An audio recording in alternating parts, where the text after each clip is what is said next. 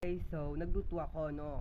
Oo, talaga luto ko yun. Kaya lang, simple lang siya eh. Simple na dish lang siya eh. Lalagyan mo lang ng ano, oil, tsaka ano lang eh, toyo. Una kasi pipirituhin mo yung manok. Tapos nun, second, lalagay mo yung toyo.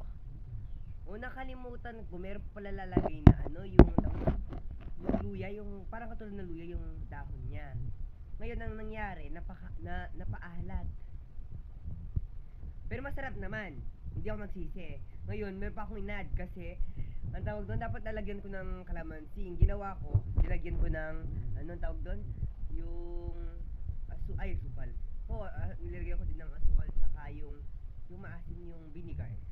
English na ako kasi, kung magkakapampangan kasi ako, alos yung mga iba parang sabi nila. Parang ano, basta. So, hanggang dito lang yung video. So, titikman ko sana ngayon. Subukan natin. Sige, subukan muna natin. Ito siya guys, so ito siya. So ito siya. Wait lang, wala pa akong So ano siya eh? Manok siya, chicken. Masarap na sana eh. Ito yung sinasabi kong dahon. Yan o. So hindi po yung tali ah, dahon po yung kasi wala po tayong ilaw, naka-ring light lang po tayo. So, nagkamali po ako ng ingredients. Pabayaan niyo po yung tatay ko. Sorry. Ayan po, chicken po yan. Mampalasa po kasi itong dahon na to. Nakain pala butol. Buto. Bad words. Bawal yun.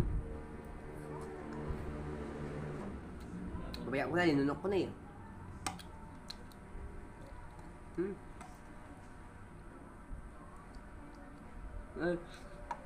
Ang init.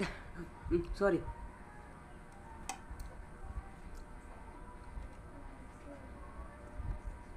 Ito. Ang oily kasi. Kaya pag meron ko yung ano, sa puso bawal kayong ganito kasi oily siya. Lasa siyang barbecue eh. Kaya lang napaalat yung sabaw.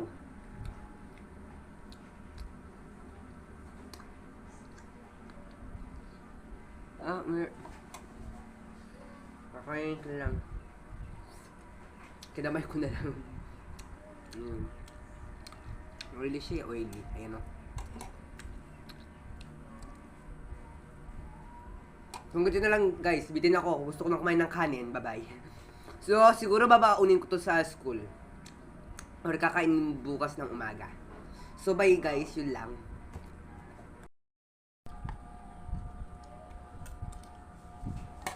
Bye-bye guys.